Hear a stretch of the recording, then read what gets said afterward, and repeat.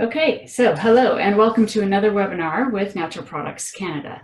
This is the second installment of the three-part Startup Readiness series with Grant Thornton. We started out with information about basic business structure and how to make good financial decisions, and today we're focused on finding money for your startup and what the different sources of money mean to your business. Leading the presentation, we have Alex Martin with Grant Thornton's Assurance Practice and Elias Reed with Grant Thornton's R&D and Government Incentives Practice. I think we've all heard of Grant Thornton, but they provide assurance, tax, and business advisory services in more than 130 countries worldwide, and we're very lucky to have this level of expertise to share with you today. As usual, we'll open up for questions at the end, but if you have a burning question during the presentation, just use the chat feature so I can see if you have a question and we can let you ask it. And as a reminder, we're recording the webinar, so you'll have access to the slides and the audio online within a couple of days. Okay, let's turn it over to Alex and Elias to get started. Perfect. Thanks, Sue. So first off, I want to welcome everyone to our second presentation of the Startup Readiness Program. And once again, we're going to be covering the funding, financing, and government incentives ways of finding money. My name is Alex Martin, and on the phone is with me as well as Elias Reed, who we'll hear from in a little bit.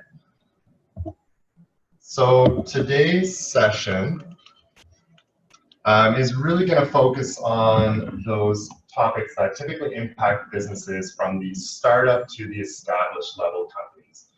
Companies in these stages typically are those that are looking to hire additional employees, expand their operations, or develop or launch a product.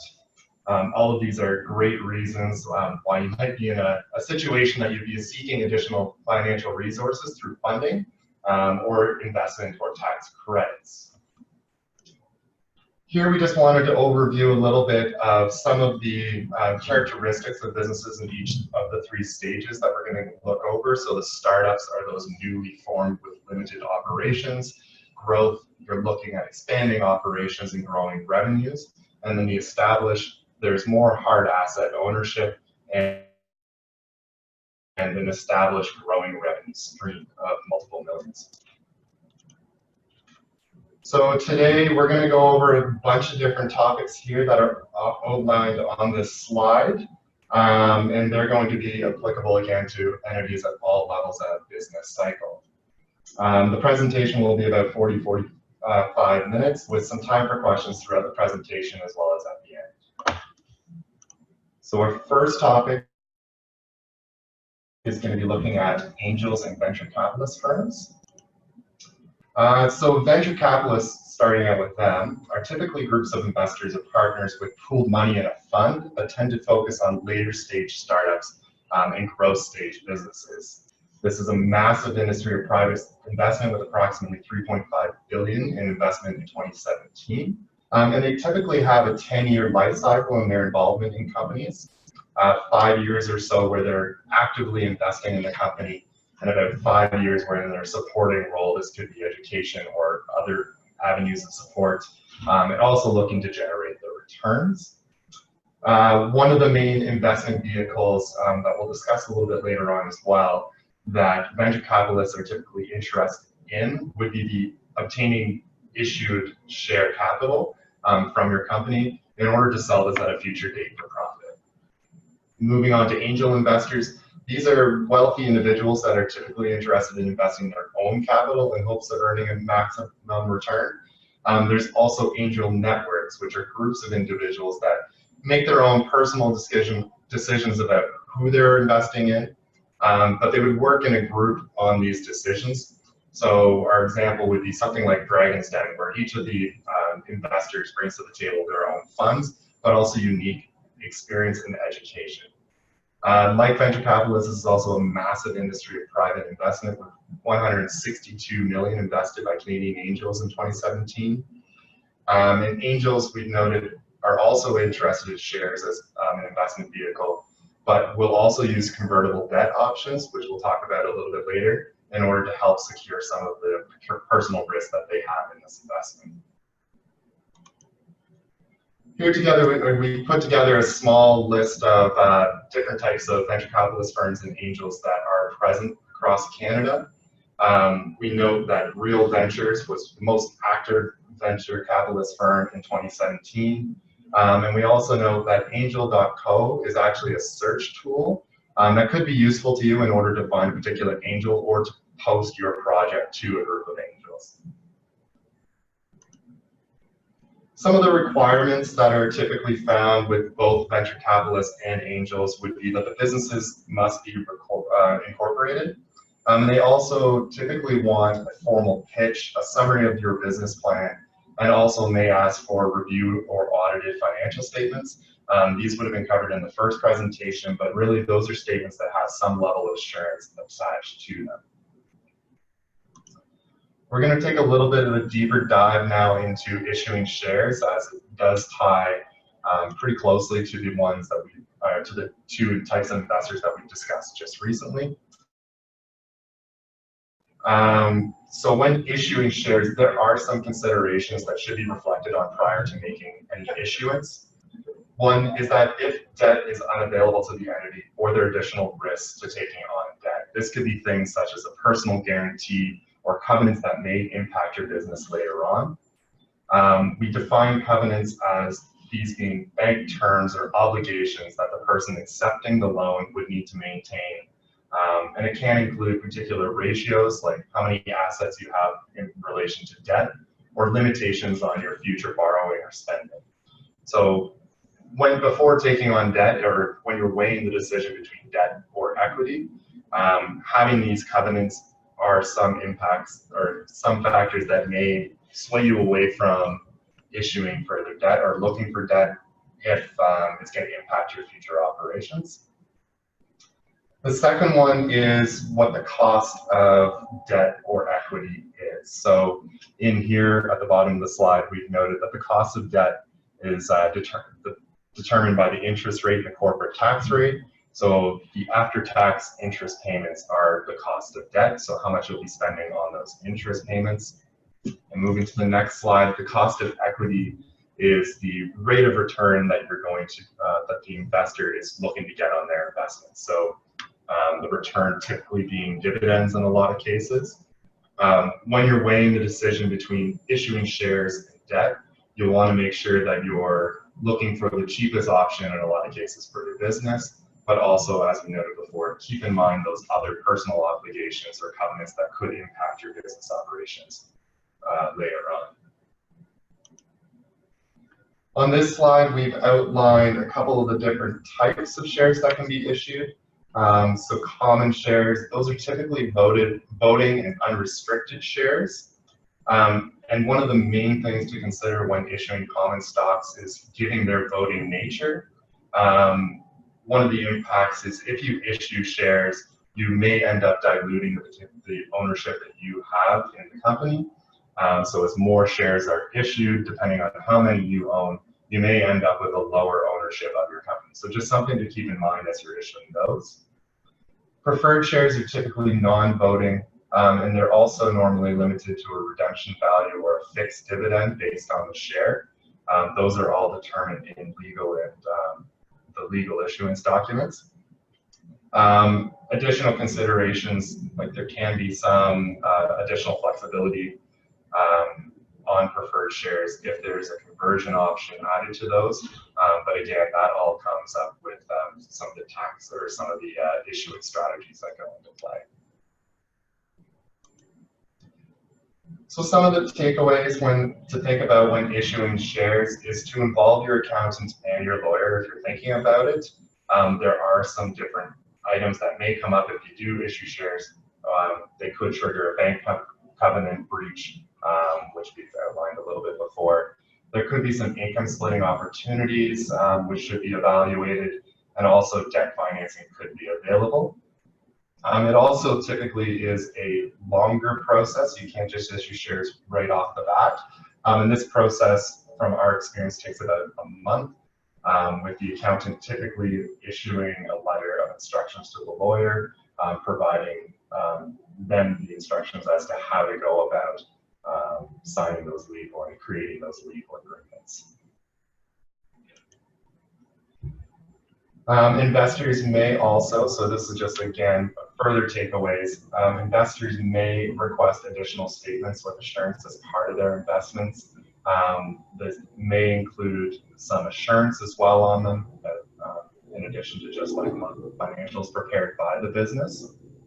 And another thing relating to shares can be sold later on to shareholders that may not have been initially chosen by you. So if you sell to a particular investor, provide them with shares, and they turn around and sell those later on, you may end up in a situation where you have a partial owner that you weren't originally expecting to be in business with. So that's just something to keep in mind. So again, high-level tips here: be cautious about giving away your ownership, and be sure to find the right investor. Spend the time to tailor your pitch and to plan for your audience, get those business plans and all those items that you will need in order to effectively give that presentation to the investor. And also be efficient with your potential investors' time. They're coming out there, and it's a business proposition for them, but as well, just be efficient while in those discussions with them. As an accounting matter, for something like, just to keep in mind while going down those, we discussed a little bit earlier on with the angel investors, the convertible debt options. So these are investment instruments with a fixed payment arrangement, as well as an option which typically would be at to convert those fixed repayments. Sorry, I don't want to interrupt you, but you're breaking up just a little bit, so I think we kind of missed the whole last sentence there. I think maybe everyone's not muted. I think we're hearing some background noise from the speaker. Are you able to mute everyone? Sorry, you guys broke up a lot there. I think everyone just needs to be muted. Everybody else is muted as well. Everybody is except for me, and I just came off just to let you know that we were having a hard time. You're breaking up a fair bit. Getting a little speaker background. There was somebody shuffling papers or something. I don't see anybody here besides myself. So okay. Well, let's try again. Okay. Go back one. Yeah. So where accounting matters, or did you want to go back one from there? Just this slide. There was a. Okay. I think we could get through the other ones, but this one we really broke up. Perfect. Okay. So I'll start again on it. So as we discussed a little bit earlier with angel investors, one of the investment vehicles that they might be interested in pursuing is what we call a convertible debt option. So these are tools with a fixed repayment option, very much like a loan. You're making fixed payments back to the investor. But they also have an option at the investor's option, typically, to convert into share ownership at a certain date. So this is how they're able to kind of secure some of the payments back to them, but also potentially get in some ownership if certain criteria are met. One of the takeaways here that we just wanted to note was that it's classified as an investment on the balance sheet, but there is a division between what is considered debt and what is considered equity. That involves a fair market value calculation. But it's just to note that not all of it is going to go into debt and not all of it is going to go into share capital, that there is a split between the two. Now I'm going to pass it over. Are there any questions with the first part? I know if we were breaking up, I just wanted to make sure that there wasn't anything missed. We could go back quickly before I pass it over to Elias to talk about government incentives. Any questions from anyone on our line? I don't see anyone trying to use the chat, so I think we're okay. Okay, perfect. Okay, so I'm going to talk, thanks Alex. I'm going to talk a little bit about government incentives and assistance, so mostly with a focus on R&D and innovation-based incentives. So overall, government programs exist kind of to increase innovation, productivity, and efficiency of Canadian businesses. These can be administered at a national, regional, or provincial level, and can exist in the form of loans, grants, or tax credits. I'm going to give a couple examples of these programs and then focus a bit more on SHRED because it's the largest R&D program. So the Industrial Research Assistance Program, or IRAP, is the second largest R&D funding source after SHRED. Its objective is to help small and medium enterprises commercialize new technologically driven products, processes, or services. They can provide up to 80% of internal labor costs and 50% subcontractual labor, and that's capped at 50,000 or 100 to 500,000 for mid-sized projects. They also have a youth employment program that can contribute up to $10,000 for 6 to 12-month internships. And so youth is ages 15 to 30. Another one is the Canadian Agricultural Partnership. That's a federal initiative, but the specific program streams are administered provincially. There's a number of programs available that support producers, farmers, and also streams for agri-food businesses in general. So if you're processing food products, for example. It appears that the applications for a few provinces are closed right now, but they will likely open back up. So I encourage you to check online for your specific province. We also have some regional funding agencies listed. So these differ region by region, so I'm not going to talk about them specifically. But they offer several types of funding, such as interest-free loans and grants for a variety of business sectors. So it's worth looking into for your region. So as I said, SHRED is the largest R&D funding program in Canada. It can be quite complex from an eligibility and application standpoint. So that's why we're going to focus a bit on it today. So a key thing to understanding SHRED eligibility is to understand the difference between SHRED and R&D. So kind of SHRED is R&D, but not all R&D is SHRED. I'm going to try to use a simple example to kind of illustrate this. So imagine you're developing a car that runs off of lawn trimmings. So the R&D project is simply that. For whatever reason, there's a market need that you're looking to fill by selling this alternatively fueled car. In this example, SHRED doesn't care about, I guess I should, so scientific research and experimental development, I might end up calling it SHRED. So that's, yeah. So SHRED doesn't care about the car, how it will sell, or the environmental impact. It's only focused on the underlying science. So SHRED wants to know, how did you develop an efficient, fast energy extraction process for plant fibers? At a high level, there's 4 main requirements for SHRED. So the first is there needs to be a technological uncertainty. And that basically just means a gap in the technical knowledge you're looking to address. So when you first look to create this product, you might search through technical documents, research papers, and whatever is not out there that you need to develop yourself. That's the technological uncertainty. You don't know how to develop that. So next is that the work has to be experimental in nature. And what this means is that you're formulating hypotheses, testing them. So it's just kind of a scientific process. And the other is that the purpose of the work is for technological advancement, and that's where it differs from R&D. In R&D, in general, your purpose is to sell a product or make money off that product. But in SHRED, the purpose is for technological advancement. The other requirement is that you need documentation as evidence that the work was actually performed.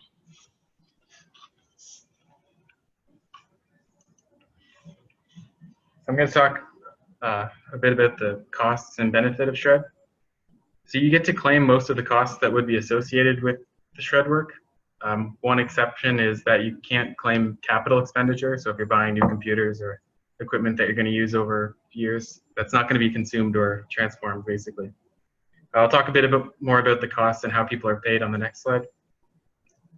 The credits that you receive from SHRED are a combination of 15 or 35% federal credit and a provincial credit, which varies by province, 10 to 15% approximately.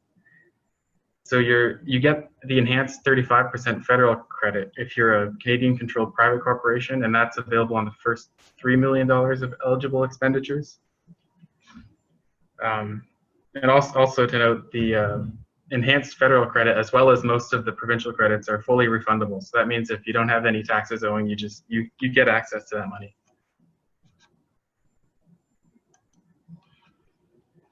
So I'm just going to touch on a couple more financial details to keep in mind. How the people performing SHRED are being paid can significantly impact the size of your claim. You get to claim eligible wages directly, as well as overhead costs associated with those employees, so rent, electricity, travel. These can also be estimated by just adding 55% of the eligible wages.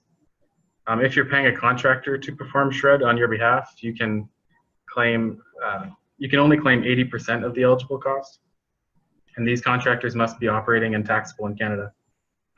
You cannot claim non-arm's length contractors, but I put an asterisk just because it's possible if the other party claims the shred and then transfers the credits, but typically the other company would just claim the shred and then you could figure out how to transfer the money afterwards. The other thing to keep in mind is that you can't get shred credits on dividends. So accounting-wise, refunded tax credits are recorded as other income on your income statement. Based on the size of the claim or risk from an eligibility perspective, consideration should be taken with when and how much money to recognize if recording the income before tax credits are received. So just a couple general tips about the assistance programs in general. For most of them, you likely have to be incorporated. Some programs can be stacked together, but it's important to understand how they interact. One example is that shred can be stacked with other assistance, but your shred claim will be reduced by other government assistance received toward the same project. Documentation requirements vary from program to program. Some, such as IRAP, require in-depth summaries as the project is underway. Through many programs, knowledgeable resources and contacts will be available to assist in your business. So it's good to leverage that where you can. And yeah, I'm just going to hand it back over to Alex to discuss some more accounting considerations. Thanks, Elias. So some of those regional and also some of the federal agencies can offer grants and loans. So there are some different accounting matters that come into play when considering how to record those. So if you are given a grant, there are two main possibilities to how to account for this benefit. So if you're granted money, let's say towards a capital purchase from a government agency, that money actually reduces the purchase cost of the capital asset and how it's booked into the financial statements. So if you had a $100,000 asset with $50,000 granted towards it, it actually becomes a $50,000 asset on your balance sheet. If you're granted money towards non-capital, so these would be things other than purchases of financial assets or capital assets, the money is recognized in current expenses as either a revenue, so an increase to revenue, or a reduction in current expenses as the expenses are incurred. So for example, if you're earning money or if you receive money from the government in order to assist with some expenses that you have, let's say those expenses go over 2 years, you would only be able to recognize the portion of that grant in revenue or as a reduction of expenses as the expenses are incurred. There are some additional steps as well that are to be taken into play for interest-free loans. So an interest-free loan, if you're given that from the government, the benefit that you're recognizing in this case would be the discount on the loan or the lack of paying interest. So in this case, you would end up fair market valuing the loan. That value gets recorded onto your balance sheet as the liability. And then the benefit gets recognized as it would have. So if it's towards an interest-free loan towards a capital item, it reduces the capital value they purchase, or if it's towards expenses, it gets recognized into your income statement as a reduction in expenses or revenue item. The last part of that is as the loan is paid off over time, there is an accretion or an interest expense component that is factored into the loan to increase the value of that payable over time. So this slide here just gives you another alternative or another source to find further incentives. So canadabusiness.ca, there's financing as well as answering questions and hundreds and hundreds of potential search results, both at the federal, regional, and provincial levels. So we'll pause there as well, just to make sure that there's no questions related to shred at this point. Just before we dive into the last part here of the presentation, is there anything on the line that, do we have any questions? Any questions from anybody? I'm not seeing them on the chat. Just feel free to send me a quick note on chat, or I can take you off mute as soon as I know you have a question. Okay. For sure. And if anything does come up, we'll pause for questions at the end again, but just kind of touch base there. So we'll move into now the financial institutions. So on this slide, we've listed just a bunch of different financial institutions that you might come in contact with. This ranges from big banks as well as BDC. So normally financial institutions are more detailed when it comes to lending and require more thorough business plans. So we outlined here on this slide some of the requirements of the business package. So this includes your business plan as well as budgets and projections of your future results, historical financial statements, and in almost all cases, they're looking for some level of assurance to be provided on those statements. They may also look for key industry metrics. So what's your customer lifetime value, and what are your monthly recurring revenues? And those are particularly software service industries, but just what some of the key industry metrics that you use are.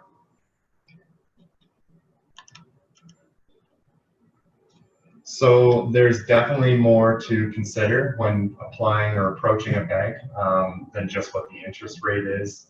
Banks are typically looking at some larger scale companies that are probably through the growth stage and more into the established stage. But one of the things that are noted is just that clients need to pay attention to more than just the interest that they'd be paying and the cost that's associated with it. There are a bunch of different other sources of other items that should be reviewed as well. These include covenants, which we discussed before, and conditions of credit. So it may limit your future operations, as we discussed before. There could also be security with these loans. So in terms of security, we are referring to the asset may want to secure against a particular asset that you own, so that if the loan doesn't get repaid over time, they can then claim the asset. So again, just something to keep in mind, that if it's a key asset for the business or something like that, and the loan payments are not made, there could be an issue where the asset may be claimed. That brings us into this one as well. So for recording a loan, they would increase the assets for the cash obtained, as well as increase the liabilities on your balance sheet for the obligation portion of the loan. That gets paid down over time as you repay it. And as I touched on briefly before, with loans with financial institutions, there are breach risks. So if you end up breaching a covenant, there is a risk that the loan becomes payable on demand. So the bank, unless contacted and they agree to extend the terms, although you have breached the term or the covenant, the bank may claim that on demand. This can pose a going concern risk to the entity or your business. So if the bank calls a loan and there are not enough financial assets to repay it easily, there could be an issue with the business not being able to continue moving forward in the future.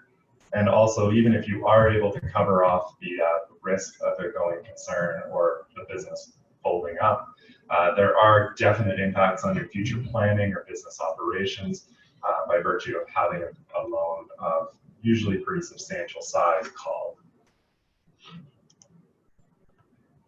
So just some tips as takeaways for this. Banks are typically loaning money to companies with a sound track record, great credit, and a solid business plan. And as we noted before, typically businesses that are in the later stage of the growth or in the established stage, where there's a solid revenue line to end up lending against, or there are assets to lend against. In the past, typically banks have been taking the approach of lending against assets. Banks have now sometimes moved towards a lending situation where they'll lend against revenue. but still the most common one is having those fixed assets that they can use as security. We note to approach at the correct time, not too soon. You want to be able to build those connections with your banker or the financial individual at the financial institution.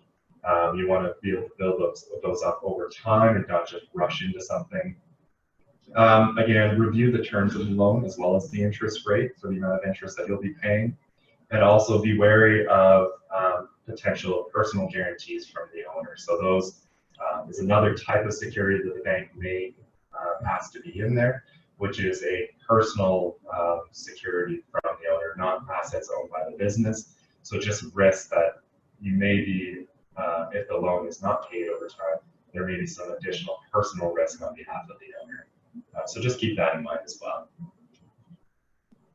So we're coming up to the end of the presentation here. We just wanted to pause again. Thank you for all your thoughts and consideration, and we just pause again here for questions. So thanks again for allowing us to put this on for you guys.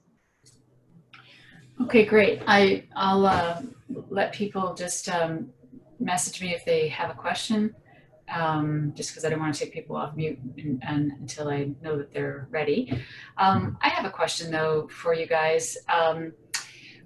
You know, you see a lot of different people at a lot of different stages. What are some of the big mistakes that you see startups make when it comes to looking for money? So some of the big mistakes would be in relation to ownership, giving up ownership a little bit too easily. It can just pose some questions or some concerns and some issues later on down the line. And then just making sure that the business has, or the business does have all their ducks in a row if they are going after some bigger sources of funding. So with some of the more regional incentive programs and government assistance programs, really it's an application based. There may be some things that you need to get in there, but when you are going to apply for loan funding, having that thorough business plan and having all of those requirements ticked off, that is just another thing to make sure that all the ducks are in a row essentially for those.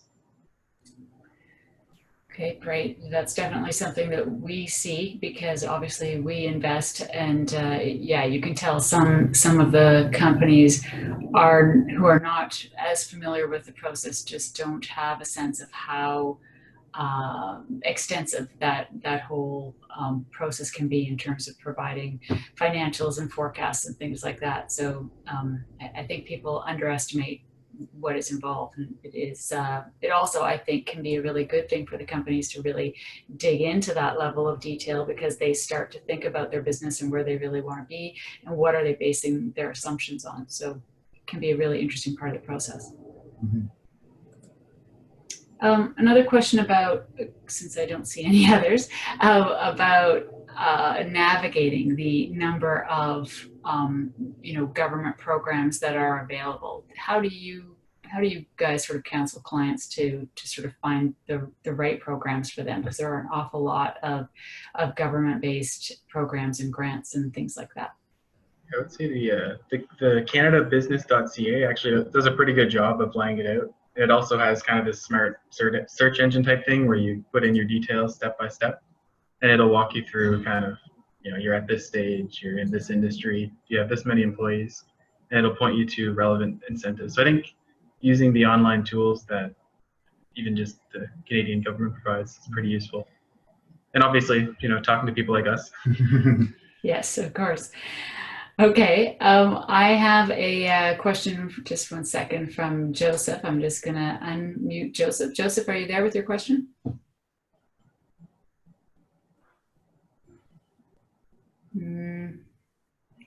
Not hearing the question. Joseph, are you there? Hello? Oh, Hello? there he is. Hi. Oh, Yes. sorry, I had you on mute also on my side. Quick question for you: is most of the funding in the grant? I'm specifically interested in the government grants or matching funds, etc. And most of the ones that I've looked at require companies to be 2 years plus in operation, from what I've seen, or a specific number of employees, etc. And then the ones that don't require that are specifically looking for either a specific gender or background, or also a specific age. I think some of them cap at 29 years old. Do you have any ideas on where to direct my search, specifically for established people, 40 years plus, that's specifically looking at matching funds or government grants or etc. for organizations that are within that 2-year mark? Yeah, there can, that's a really good question, because that is some of the, those are the common ones that you get, the people that are sub 30, and those are the typical smaller government incentive programs and stuff like that. Knowing a little bit more about your particular business could potentially help us in that, so feel free to reach out when we might be able to kind of direct you a little bit more. We do have some government incentive people here or in our Toronto office as well that might be able to direct us a little bit more to something in that nature. For me, most of the searching that I've done would have been through the Canada Business or the I think Innovation Canada also. It's a very, very similar tool where it allows you to search for grants or other incentives that way. And in there you can kind of, there's a bunch of different tools. I'm not sure if you've used it yourself there, Joseph, but there's a bunch of different criteria where you can lay out, we've been in operations for this many years, we're about this size, we've got projects that are about this much funded. It might be a starting place, but if you do have further questions as well, or something to look into, we could definitely look into that. I guess also following up a little bit more, whereabouts in the country are you from? Toronto. Toronto. Okay, so yeah, maybe I think our contact in Toronto would know a little bit more about that. We're both out in Nova Scotia, so we can definitely, like, if you want to shoot either Elias or I an email, we could reach out to her and try to get a little bit more information on that for you.